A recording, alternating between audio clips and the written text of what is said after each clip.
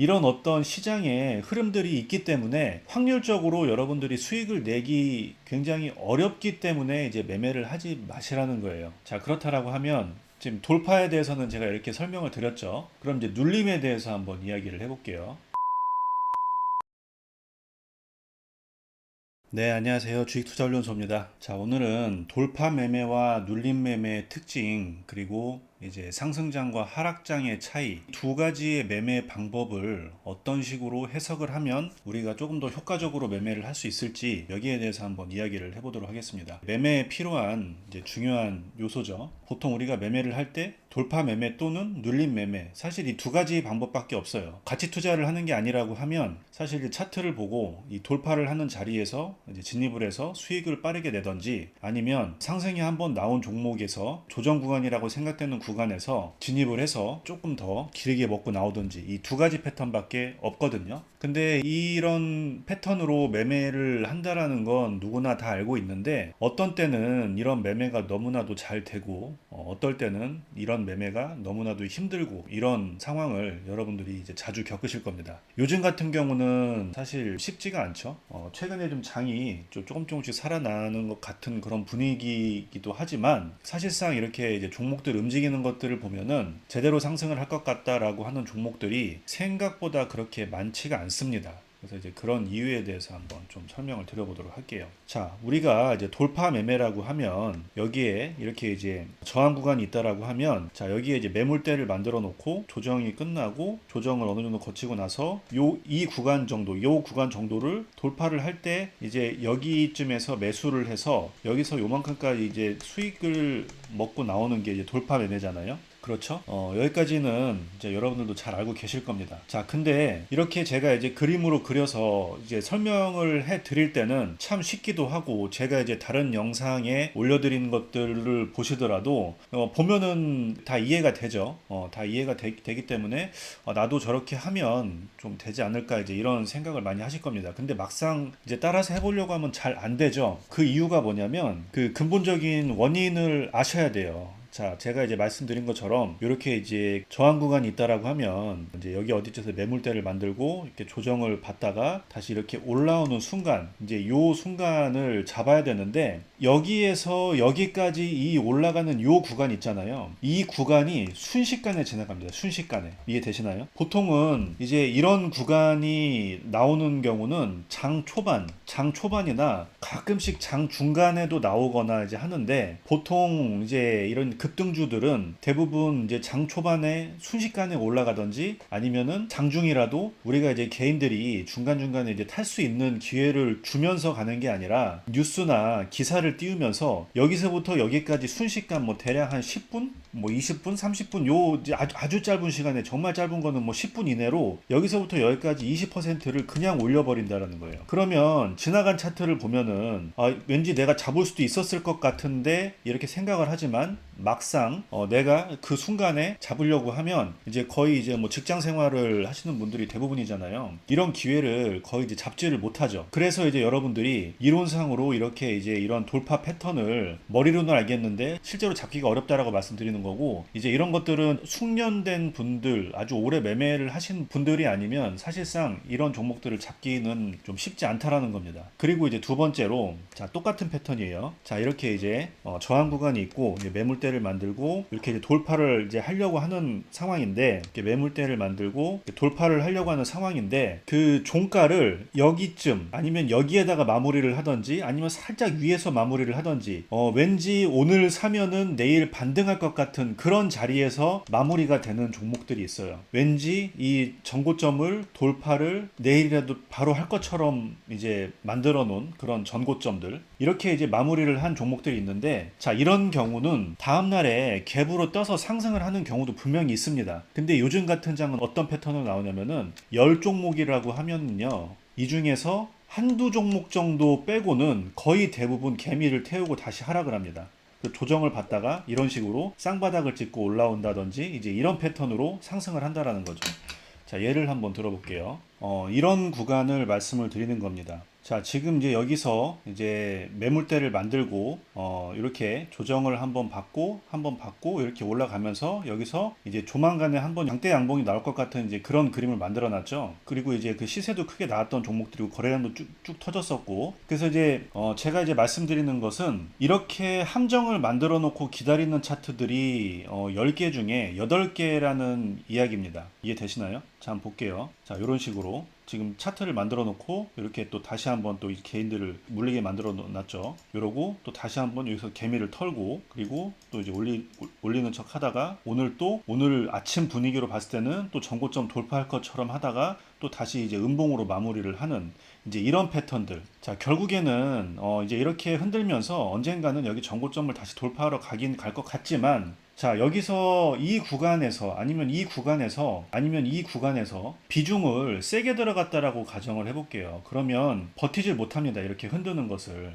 지금 여기서부터 여기까지 거의 한 30%입니다. 3일 동안 30% 정도가 빠지면 이거를 쉽게 이렇게 견디기가 힘들거든요. 자, 최근에 한미글로벌이라는 종목도 그랬죠. 자, 이런 식으로 이 전고점을 돌파를 다 해놓고 여기서 이제 악재를 터트려서 빼고 그 다음 다시 이렇게 올리고 이제 이런 패턴들.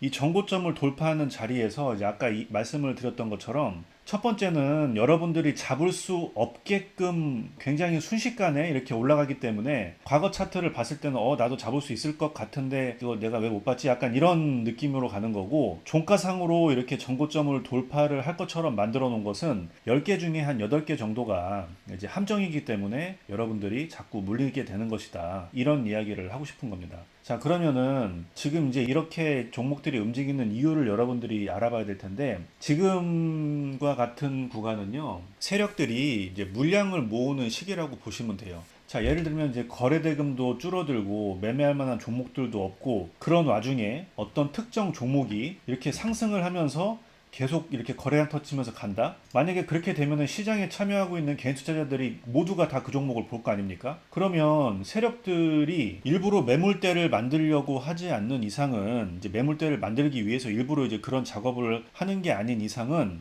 보통 자리를 만들어 놓고 이렇게 패대기를 치는 경우가 훨씬 더 많은 거예요. 왜냐하면 개미들이 많이 몰려들게 되면은 이제 본인들이 나중에 올릴 때 돈도 더 많이 들어가게 되고, 그리고 이제 어쨌든 간에 자금이 이제 2배, 3배가 들어가는 거기 때문에 굳이 이런 바보 같은 짓을 할 필요가 없죠. 그래서 지금과 같이 장이 안 좋은 상황에는 여러분들이 생각했을 때 이것은 속임수일 가능성이 훨씬 더 크다라는 전제를 깔고 매매를 하시게 되면은 조금 더 조심스럽게 매매를 하실 수가 있을 겁니다. 이해되셨죠? 근데 이제 뭐 언제까지 이렇게 매매를 할 수는 없죠. 장이 좋을 때도 있잖아요. 장이 좋을 때가 이제 이런 시기겠죠. 2021년 뭐 지금 7월, 8월 요런 구간들. 자, 근데 이제 다른 차트들도 돌려보시면은 이 구간에는 전고점을 뚫고 이렇게 조정받다가 이렇게 상승한 종목들이 굉장히 많습니다. 그 말은 뭐냐면 차트상으로 봤을 때 한 요 정도 느낌 있는 종목들이 요즘 같은 경우는 손에 꼽지만 그 장이 좋았을 때는 이런 종목들이 굉장히 많다라는 거예요. 그렇다라고 하면 주가를 올리더라도 세력들 입장에서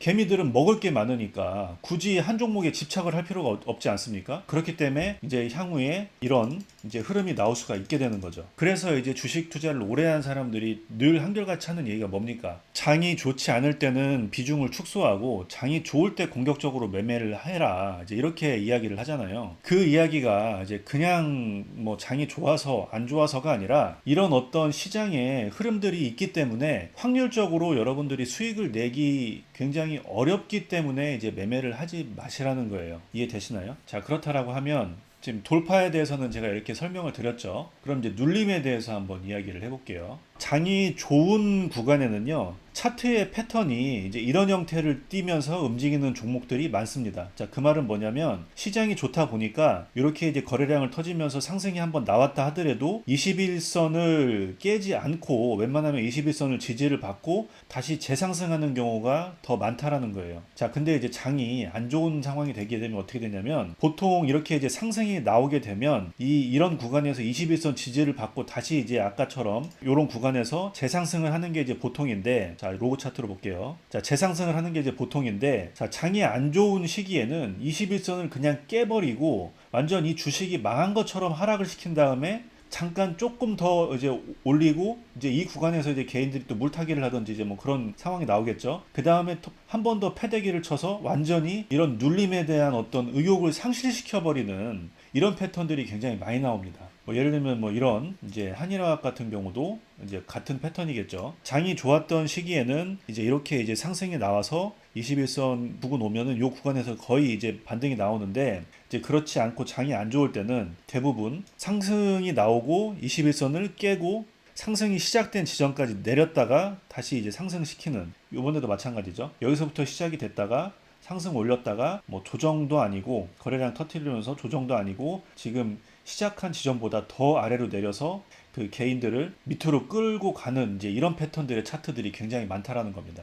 이해 되시나요? 자, 다른 차트들도 볼게요. 뭐 요것도 마찬가지죠. 이렇게 이제 상승을 만들어 놓고, 자, 요렇게만 본다라고 하면 상승을 만들어 놓고 보통 여기에서 이제 장이 좋을 때 같으면은 추가 상승이 나와서 이렇게 쭉 이어지는 경우가 대부분인데, 장이 안 좋은 시기에는 21선까지 터치를 했죠. 장이 좋았으면 여기까지 왔으면 거의 사실 이제 확률적으로 10개 중에 한 7개 정도는 다시 재상승을 하는 경우가 많은데, 장이 안 좋을 때는 이런 식으로 거의 뭐 바닥까지 끌어내리는 패턴들이 많이 나오다 보니까, 그러면은 우리가 이제 보통 눌림이라고 하면 최대 마지노선을 21선을 잡고 이제 많이 진입을 하는데, 아예 21선까지 다 깨버리면은 여기서 손절이 다 나와 버리잖아요. 그러니까 눌림 매매조차도 쉽지가 않다라는 겁니다. 장이 안 좋을 때는 이런 경우에도 10개 중에 한 8, 9개는 아래로 끌어내리는 종목들이 거의 이제 80% 90%고, 21선을 찍고 반등하는 종목들이 한 한두 개 정도 나오는 정도? 뭐 그렇다 보니까 사실 뭐 아무리 내가 차트를 잘 본다 한들 확률적으로 손실을 볼 확률이 훨씬 더 높아지는 거죠. 그러니까 이런 경우는 큰 그림을 보시면 돼요. 근데 내가 이 시장 전체를 움직이는 어떤 그런 큰 손이라고 가정을 하고, 지금과 같이 장이 안 좋은 구간에는 뭘 해야 될까요? 장이 안 좋을 때 생각을 해보세요. 내가 이 대한민국 아니면 전 세계의 어떤 큰 시장을 좌지우지하는 그런 큰 손이라고 가정을 했을 때 지금 무엇을 해야 되겠습니까? 저라면 지금 이렇게 공포 분위기일 때 조금만 던져도 투매가 훅훅 나오죠. 그러면은 그것을 내가 이제 매물을 받아서 내 지분을 계속 늘려가는 그 과정인 거예요. 지금의 현재의 상황이. 개인들은 단타 들어갔다가 이제 세력들은 이제 조금만 올려주면 개미들이 또 막 따라붙으니까 이제 그렇게 놔뒀다가 조금만 털고 한 20, 30%만 이제 하락을 시켜버리면은 후두둑 털리면서 그 매물들 다 내가 받아먹고, 이런 식으로 이제 물량을 모으는 그 구간이라고 생각을 하시면 됩니다. 이 작업이 어느 정도 끝나면 그때부터 이렇게 이제 종목들이 전고점을 하나씩 돌파하는 종목들이 나오게 되고, 처음에는 적게 나왔다가 이제 점점 그 전고점을 돌파하는 종목들이 많아지게 되고, 이 장에 고점이 가게 되면은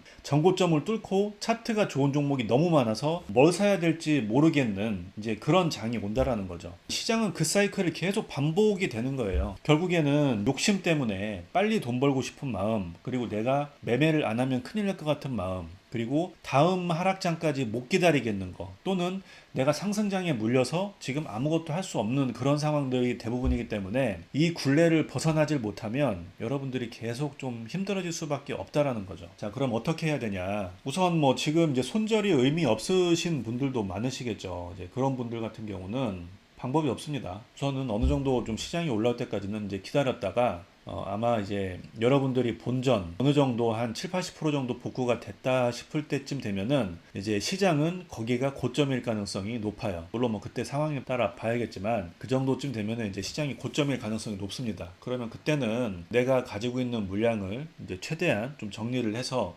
현금화를 한 다음에 이제 하락 사이클이 또 올 거 아닙니까? 내가 이제 뭐 차트 매매를 해서 이제 돌파 매매나 이런 것들 급등주 매매를 하는 게 아니라고 하면 그 시기까지는 그냥 현금을 좀 보유를 최대한 하고 있다가 다음 사이클에 이제 내가 좀 바닥에서 공격적으로 매수하는 방법으로 매수를 이제 매매를 하는 게 가장 좀 현실적으로 좋은 방법이겠죠. 그렇게 여러분들이 이제 사이클을 잘 타면 하락장에 매수하고 상승장에 정리하고, 하락장에 매수하고 상승장에 정리하고, 이 사이클이 보통 한 2년에서 3년 정도 안에 한 번씩 올 거라는 거죠. 큰 사이클은 한 10년 정도 한번 오고, 그러면 10년 동안 이제 그런 매매를 네다섯 번은 반복을 할 수 있다라는 겁니다. 그러면 그 한 번 사이클에 내 계좌에 한 50에서 100%이 정도만 먹게 되더라도 10년이면은 내 자산의 이제 5배가 되는 거예요. 이론상으로는 사이클을 잘 탄다고 했을 때. 이거는 지극히 보수적으로 하시는 분들 기준으로 말씀드리는 겁니다. 단타 하시는 분들은 뭐 이거보다 수익률 훨씬 더 좋겠죠. 그런 관점으로 이제 이런 방법으로 여러분들이 이제 다음에 이제 매매를 하실 때는 나한테 맞는 매매법을 찾아서 이렇게 해보시면 좋을 것 같고요. 자, 오늘은 이제 돌파 매매와 눌림 매매의 어떤 그 특징, 이제 시장의 흐름을 이제 설명드리면서 왜 여러분들이 이제 수익이 내기가 힘든지 이제 이런 것들에 대해서 설명을 드렸는데요. 이런 내용을 뭐 아시는 분들도 많이 계시겠지만 사실 알면서도 실천하기 힘든 게 사실입니다. 그렇지만 그럼에도 불구하고 여러분들이 좀 뭔가 행동이 바뀌시지 않으면 절대 이제 달라지지 않는다라는 점을 좀 숙지하시고, 여러분들께서 지금 현재 상황을 좀 탈출을 하시게 되면 제가 말씀드린 방법으로 이렇게 이제 매매를 하시면 좀 많이 도움이 되지 않을까 싶습니다. 자, 오늘은 여기까지 하고요. 다음에 더 좋은 영상으로 찾아뵙도록 하겠습니다. 이상입니다.